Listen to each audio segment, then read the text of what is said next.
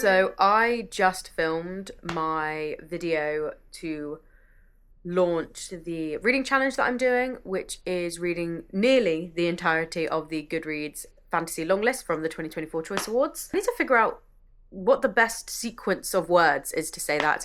So that's really good. I'm going to start editing that and getting that ready. It's my day off.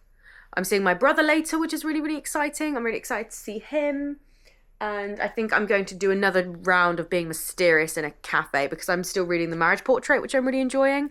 But I just want to crack on and get into the meat of that because I've only read about 40 pages.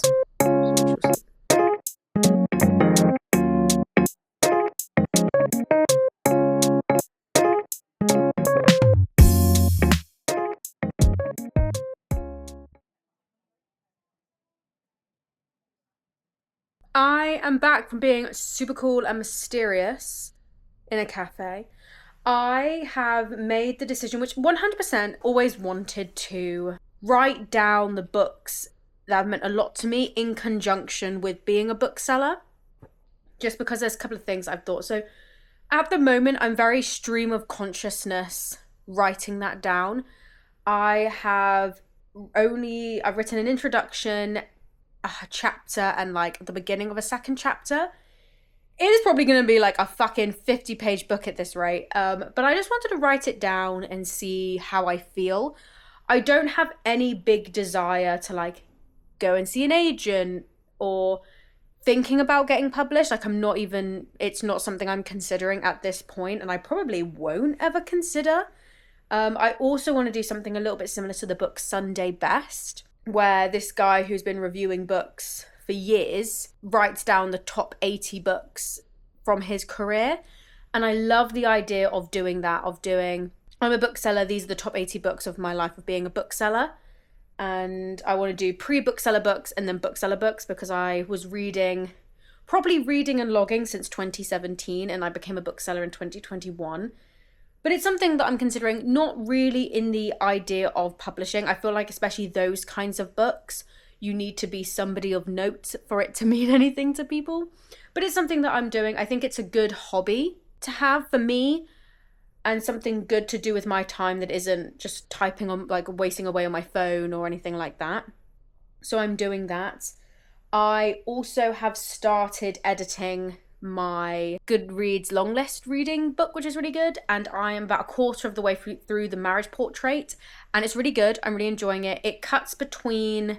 I don't think I actually even explained what The Marriage Portrait is about. So for those of you who don't know, The Marriage Portrait by Maggie O'Farrell is a book that re-looks at the death of Lucrezia de Medici.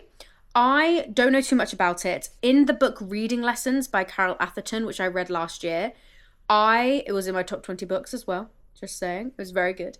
There is a section on a poem about the death of Lucrezia de Medici, which had me so enthralled. I'd never personally studied that poem at GCSE, but it had me absolutely enthralled.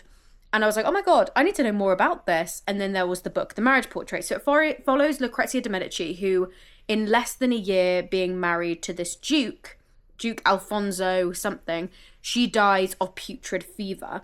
But the rumour, I believe at the time as well as now, is that Alfonso actually murdered her. And this is Maggie O'Farrell's look behind that rumour and into that story, which so far so good. It flicks between Lucrezia's time moving into the new house that she'll be staying in and that she will never leave because she dies there, and flicking back between then and her childhood. That kind of explains who she is as a person and the events leading up to her marrying this Duke. And so far, so good. Like, I am enjoying it. I'm about 20%, I want to say. 20% of the way through it. And yeah, just really, really enjoying it. I love my days where I can just be with books, writing books, reading books. I'm loving it. It is Hunger Games Day, Sunrise on the Reaping Day. I am going in early today to do the early opening, which means Arsenal opens an hour earlier than it does to celebrate the release of the book. I did finish my Ballad read through, but I will be honest, I gave up on Ballad like 60% of the way through, only because I got to the bit where the Hunger Games finished and Snow got sent to District 12.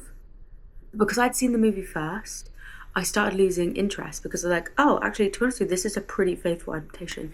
Now, a lot of you are going to be like, see, India, this is why you should read the book first. And in that instance, and the instance with manga, I agree with you. But I've been watching the Wheel of Time show. I watched the first episode of season 3, and I have read the first 4 books in that series, and they are taking so many liberties in that show. I personally am enjoying the show more than the books because the book pacing was really slow, So I do think my point of watching then reading still stands, because if I watched the entire Wheel of Time season and then read the books, I would still get a vastly different reading experience. Just in the case of the Ballad movie, it was actually in general a pretty good adaptation. So yes, but I will be reading Sunrise on the Reaping the minute I get home. I need to be dodging those spoilers. At first I was like, oh, I don't think I'm going to do it. I'm reading The Marriage Portrait. I'm not going to read it straight away. Everybody's going to be reading it, and there's always a part of my brain when I'm told to do something where my brain just goes, fuck, we can't now. And they'll be like, why? Because you told me to. A little bit of that. But I actually think, do you know what? I am going to read it, and I want to read it, and I want to get ahead of the curve, and I want to be there before the edits turn up on TikTok, before anybody starts making spoilers. So I do think I'm going to read it the minute I get home. Probably read it on my break, read it the minute I get home. Yeah, early opening. I've never done an early opening for a big release. My bookstore did an early opening for Onyx Storm, and we had 20 people turn up, and apparently the vibes were really nice. There was a little bit of a queue out the door. So I don't know, it's going to be good. I'm looking forward to it. And also I get to start early, which means I get to go home early, which is more reading time at Sunrise on the Reaping. Goods secured. The goods are secured. Right. Hold on, let me place you here.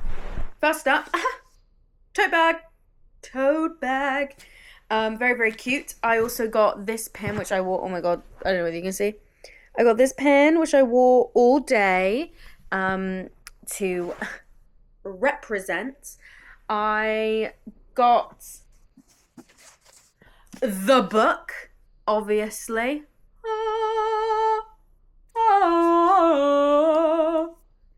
Very excited. Literally going to start this today. I also got another book. Thank you to the publishers for sending me this. This is The Morning Necklace by Kate Foster. I also I forgot to get a bookmark. Okay, well, never mind. I did manage to get the exclusive edition because I do love an author Q&A. Some of my colleagues were like, do you really want it with a Q&A? And I was like, yeah. Love a Q&A. Love knowing the brain, the masterminds behind the arts, you know?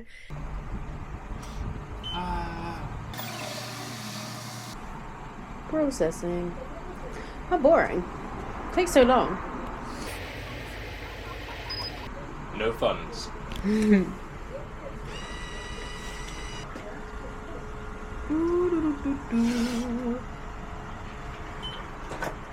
you grab it up? Oh, it's my job, is it? Wow. That smells lovely. Smile. Oh, it smells lovely. Wait. Ooh. Good morning. Morning, it is a new day.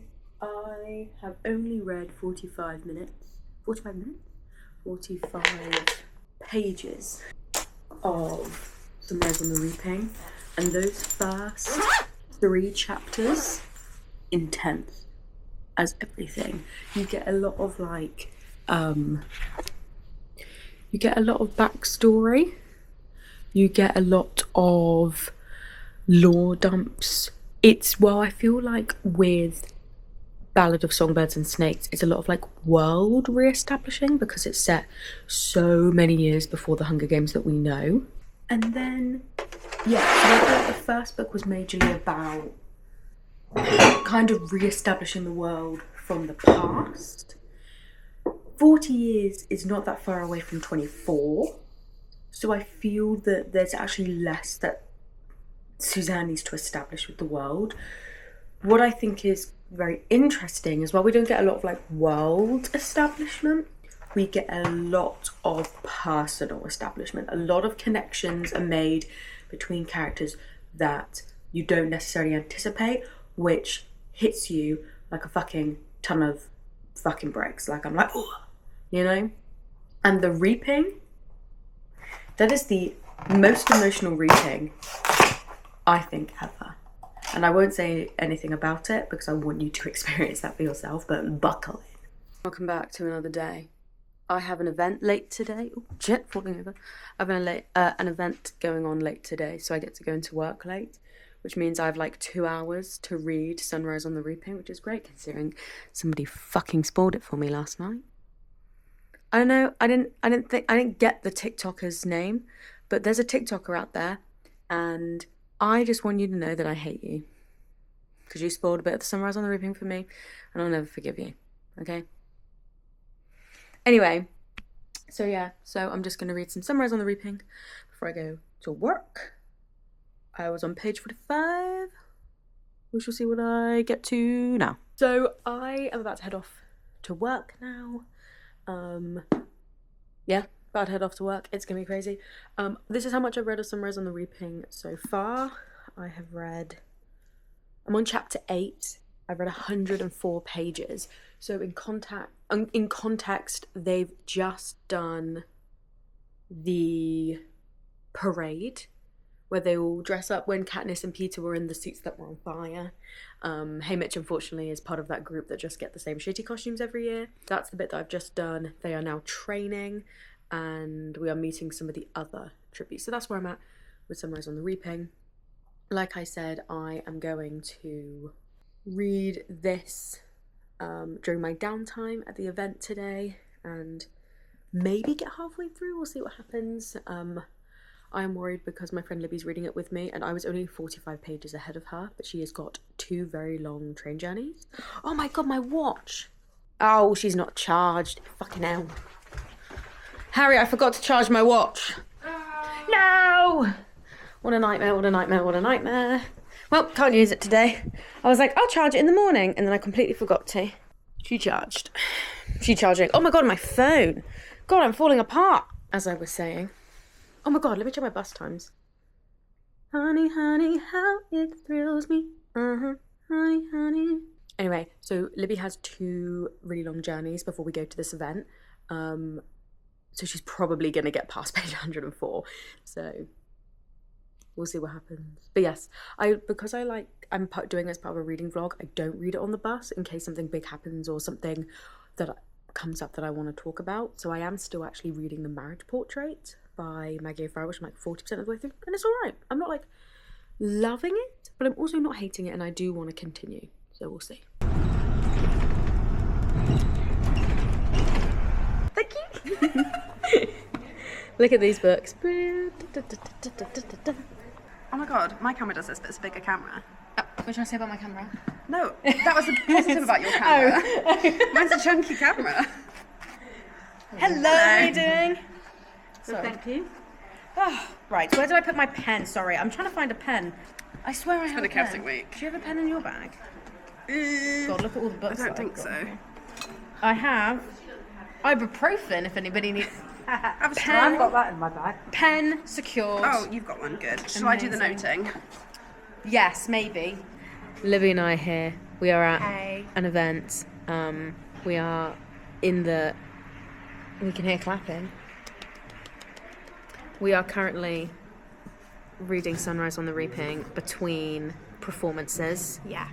And Libby is a lot further ahead than me, which is rude because I told her to stop reading so we could read at the same time. I had a train journey, and I want to finish it before the internet spoils it for me. That's true, but we all know that I got spoiled, and I've been pre-warning Libby, so Libby doesn't get spoiled. The second Tuesday hit, I was like, I'm off the internet until I finish this book now. And I only got this book at 9 o'clock last night, Wednesday night. I like to think that I'm better and smarter and faster than the internet, so I won't be spoiled, and we know that's wrong. I was like, it's 2 days. Yeah, it's too soon. Could not at least have a spoiler warning. That's it. Post a spoiler. Post a spoiler warning. Put a warning. Shit, what do I do with my tea? The event ended. I got home at midnight last night. I'm so tired. I'm so tired. Harry and I are going to see my dad later for dinner. Harry, bless him, he picked me up yesterday, so we're both really tired. Also, I've got a cold. I've got a fucking cold. Can't I have anything? Can't I have anything? I cannot be bothered to put makeup on. I can't be bothered to get changed. Maybe I could just go to work like this. Do you think they'd allow that? I think they would. Like you normally, and then we catch the.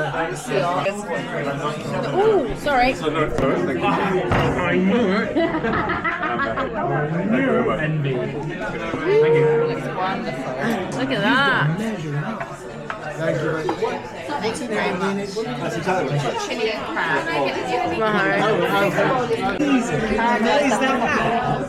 And my camera, wave.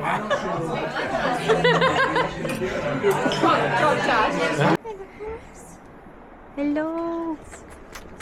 Hello.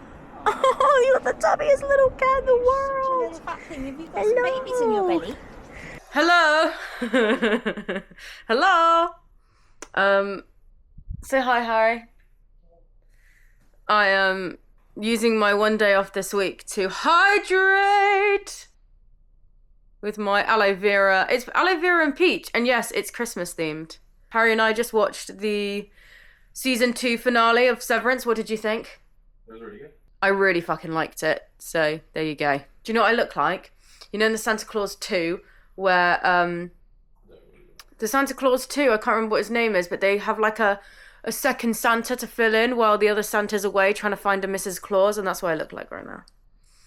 It is currently 3:42. Harry and I are going to get dinner we're leaving the house at 5:30. We're going to go get dinner, and then we're going to watch Mickey 17, which loads of people have hated, but I have a feeling it's going to be my thing. But that means I have like 2 hours to lock in. I don't expect myself to finish Sunrise on the Reaping, but I do expect to get really close to the end, and then I will finish it tomorrow morning. I have to finish it before I leave for work on Sunday because Libby has finished it and wants to talk about it, and I have to do that before I see her. And also I'm getting really close to seeing more spoilers, so I'm locking in, okay? It's at the point now where he's literally just jumped off the platform and he's running to the cornucopia. So. And we are off to go watch Mickey 17. Harry, how do you feel about it? I have no idea. You have no idea. Did you even watch a trailer for this? Harry does this thing where he refuses... Huh? A valid thing, he says. He does this thing where he won't watch a trailer, he won't read the blurb of anything, he won't read a synopsis. I was telling him a little bit about the Sunrise on the Reaping, and I was like, oh, we're getting to the 10 people now.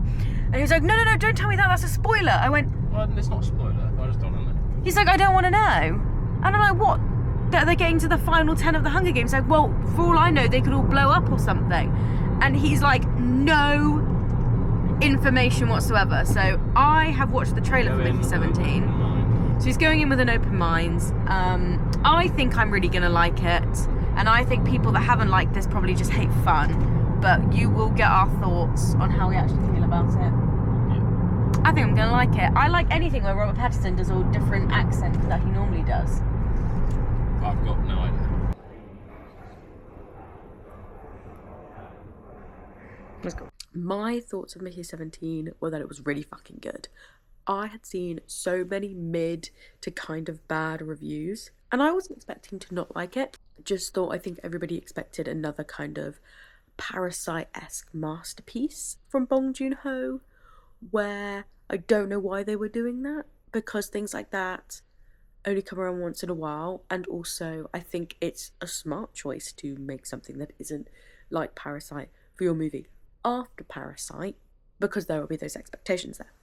Anyway, I love Robert Pattinson. I love any movie where Robert Pattinson does a cool accent and a funny accent, so I was looking forward to watching it. I went there completely expecting to be disappointed, but hoping to absolutely love it, and that is what happened. I thought it was so much fun. I think there's a big thing where people expect every single thing. I think this happens in the book community as well. Everything has to serve as some kind of incredibly nuanced masterpiece, right? Everything has to be incredibly serious all the time, and I think we need to get back to creating things that are just fun, that don't need to be award winners. Like, I do think in the book community as well, not everybody at all, but there is always still, and I guess because I'm a bookseller I notice it, there is always a snobbery towards books that are there to serve more as a piece of entertainment than a piece of award-winning fiction. I always see the snobbery around people who only read literary fiction and think that literary fiction and classics are the peak of literature. Now, while I do agree you can't compare certain books to classics in literary fiction because they are inherently on a different level, craft-wise and all this, I get it. That being said, I am more likely to pick a book for entertainment purposes than I am if it's a literary fiction or a classic book or anything like that. So I've never really subscribed to the award winners and the classics are better, because I've never enjoyed them as much as I've enjoyed super fun, funny, like, books. Do you know what I mean? There's definitely a kind of vibe also in the movie community that everything has to be the next Oscar winner, or everything has to be the most innovative thing ever. This was just a really fun fucking movie, and it was shot amazingly. Like, it's not just, oh, it's a bit shit, but it's fun. Like, it's really well produced. The acting is incredible. I think the story's super fun. The cinematography is great. The editing is great. Robert Pattinson's voice work is incredible. I honestly, I didn't really understand why people, like, didn't like it. You don't have to think it was like a 5 out of 5 stars like I did, but I don't understand why I got all those mid to low reviews, because I kind of thought, what's going on? It's a super fun movie. I guess everybody was just expecting another maybe like Parasite-esque thing from him. And Bong Joon-ho, can't put that man in a box. He's going to do whatever the fuck he wants, and that's what I respect about him. I'm about to lock in to read what I think is the last 70 pages of the book, which may or may not include the Q&A in that. It might be 70 pages of book and 10 pages of Q&A. I'm really excited to read the Q&A, but this is where I'm at. As I said, I needed to finish it before I saw Libby today, so